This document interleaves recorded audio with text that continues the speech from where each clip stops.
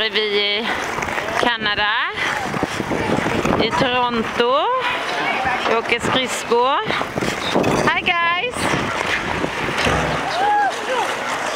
Oh.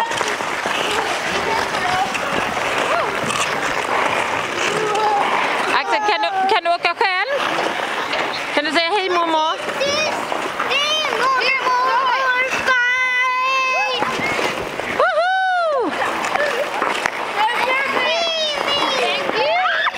Axel, har du kul? Ja! Och jag kan åka ställa mormor. Lisa, kom då! Wow, Axel! Du är jätteduktig!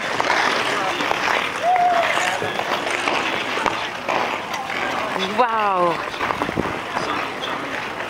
Nästan åker baklänges också. Jag kan åka baklänges mormor. Titta! Titta, Axel åker baklänges! Vad kan du mer göra? Jag kan åka så här. Jag kan åka så här. Så kan jag åka. Och sen kan jag åka så. Och sen kan jag kan skriva så här. I'm the king of the world. Vad sa du? I'm the king of the world. Oj, oj, oj, oj, oj.